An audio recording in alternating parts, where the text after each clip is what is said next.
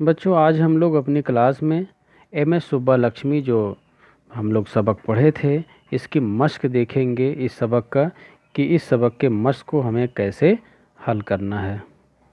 आइए हम लोग अपना मश्क देखते हैं। इसमें दिया है, सबसे पहले मायने याद कीजिए। इसमें चंद मायने दिए गए हैं। इन मायने को आपको अपनी कॉपी में लिख लेना है और याद कर लेना है। लिखा है सोज़। सोज़ के माने होता है दर्द की कैफियत यानी संजीदगी। फिर लिखा है जादू में खोना यानी जादू का असर होना। फितरी हुस्न यानी कुदरती खूबसूरती जो फितरत के द्वारा दी गई होती है, नेचर। मायूब मतलब बुरा, ऐबदार। इसमें फिर लिखा है मशहूर यानी जिस पर जादू की कैफियत तारी हो यानी मशगूल हो जाना। मशहूर हो जाना यानी मशगूल हो जाना, मक्तला हो जाना। फिर लिखा है लोहा मानना यानी सलाहियत का कायल होना। फिर लिखा है मतानत यानी संजीदगी। एहतराम यानी इज़्ज़त। जौहर मतलब खूबी, कमाल। फिर लिखा है अक़वाम मतहदह यानी कि यूएनओ।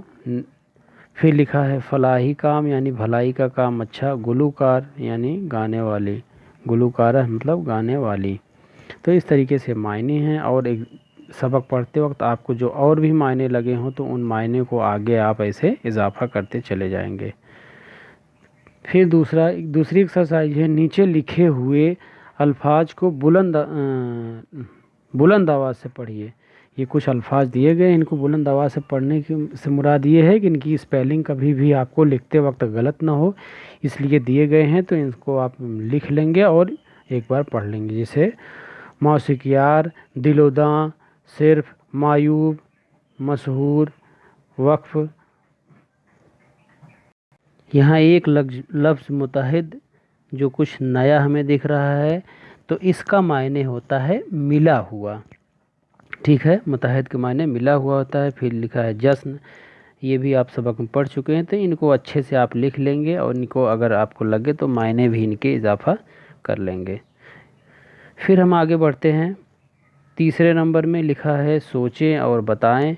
इसमें कुछ सवाल दिए गए हैं, इन सवालों के जवाब आपको लिखने हैं। लिखा है सुब्बालक्ष्मी का जन्म कब हुआ था, तो इनका जन्म 16 सितंबर 1916 को हुआ था। बस इतना ही लिखना है।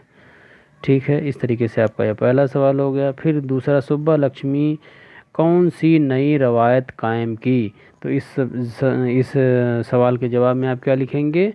सुब्बालक्ष्मी ने स्टेज पर जाके गाने की नई रवायत कायम की।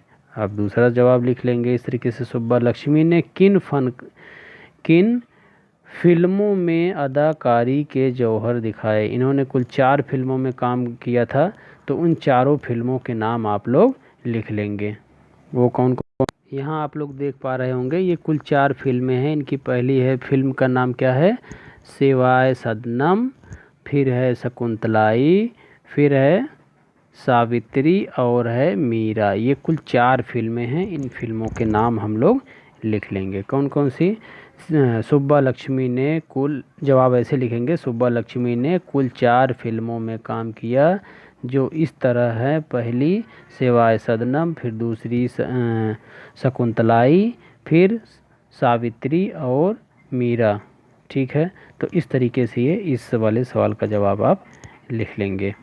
फिर आगे है, चौथा सवाल है, सुब्बालक्ष्मी को कौन कौन से एजाज़ात पेश किए गए, यानी इनको कौन कौन से इनामात मिले, कौन कौन से इनाम मिले। तो इनको क्या क्या मिला था? जवाब हम लिखेंगे इस तरीके से, सुब्बालक्ष्मी को भारत रत्न, रैमन मैग्सेस, यहाँ आप देख पा रहे होंगे, भारत रत्न, फिर रैमन मैग्सेस और संगीत कालिंदी अवार्ड दिए गए। ठीक है, तो इस तरीके से हम इसको लिख। ठीक है, तो इस तरीके से हम चौथे सवाल का जवाब लिख देंगे। इनको कौन कौन सा? भारत रत्न, पद्म भूषण, रैमन मैग्सेस और कालिंदी, संगीत कालिंदी पुरस्कार मिले। फिर हम देखते हैं आखिरी सवाल। आखिरी सवाल में लिखा है सुब्बालक्ष्मी के ज़माने की दूसरी अहम गाने वाली ख़वातीन के नाम लिखिए। तो रसूलन बाई, कौन कौन से थे नाम? आपने पढ़े थे। रसूलन बाई, सिद्धेश्वरी, बेगम अख्तर, किशोरी अमोनकर, ये सारे नाम उसमें आप लिख लेंगे। तो इस तरीके से ये आपके पूरे जवाब हो जाएंगे। तो आप इस तरीके से इन सवालों के मुनासिब जवाब लिख लेंगे। फिर हम आगे बढ़ते हैं। लिखा है खाली जगहों को मुनासिब लफ्ज़ों से भरिए। ये कुछ लफ्ज़ दिए गए हैं, इनको इन पैराग्राफ में भरना है। तो ये हम देख पा रहे हैं कि ये पैराग्राफ जब हमारा लेसन शुरू होता है वही है हमारे मुल्क की क्लासिकी माशूकी। कौन सी, यही पढ़े थे ना हम लोग क्लासिकी माशूकी। तो पहले वाले में हम लोग लिख लेंगे क्लासिकी माशूकी, यानी यहाँ पे आ जाएगा क्लासिकी फर्स्ट वाले में, इसमें हम क्लासिकी भर देंगे। फिर दूसरे माशूकी का चर्चा दुनिया भर में है। इस सरजमी से हर ज़माने में बहुत नामी गिरामी क्या माशूकियार, हाँ माशूकियार उठे हैं। आपने भी बहुत से बाकमाल साज बजाने वाले और गाना गाने वाले और साज बजाने वाले के नाम सुने होंगे। मिसाल के तौर पे तानसेन और बैजू बावरा तो खैर पुराने वक्तों के क्या थे, ये फ़नकार थे। आखिरी में ये आ जाएगा फ़नकार। ठीक है, इस तरीके से आप भर लेंगे यहाँ पे। तो ये आपका फिल इन द ब्लैंक्स हो गया। फिर हम आगे बढ़ते हैं। दिया है नीचे दिए गए लफ्ज़ों को जुमले में इस्तेमाल करना है। ये कुछ लफ्ज़ दिए गए हैं, इनको आपको जुमले में वाक्य में इस्तेमाल करना है। जैसे लिखा है फ़नकार, फ़न का मायने होता है कला और कार यानी कि कलाकार, फ़नकार मतलब कलाकार। इसी तरीके से शोहरत है यानी प्रसिद्धि, हुस्न हुआ यानी खूबसूरती। ठीक है, खूबसूरती, मतानत यानी संजीदगी, हाँ दर्द। फिर क्या, फलाही काम यानी भलाई का काम, अच्छाई का काम। तो इसको आप अपने जुमलों में अपने से इस्तेमाल कर लेंगे और इसको नीचे अंडरलाइन कर देंगे ताकि हमें पता चले कि हमने इसी लफ्ज़ का वाक्य में प्रयोग किया है यानी जुमले में इस्तेमाल किया है। फिर हम देखते हैं छठा, झेल के अल्फाज आपके सबक में आए हैं कौन कौन से। ठान ली और वक्फ कर दिया, ये दो अल्फाज आए हैं आपके सबक में, हम लोग जब पढ़े थे। उन्होंने ठान लिया था यानी सुब्बा लक्ष्मी ने ठान लिया था, और फिर वक्फ कर दिया यानी कि उन्होंने अपनी ज़िंदगी वक्फ कर दी थी गुलूकारी में यानी गाने में। तो आइए पढ़ते हैं आगे क्या लिखा है। इससे किसी काम का करना या होना जाहिर होता है। ऐसे अल्फाज जिनसे किसी काम का करना या होना जाहिर हो उन्हें फ़ेल कहते हैं। यहाँ पे एक डिफिनेशन निकल के आ रही है।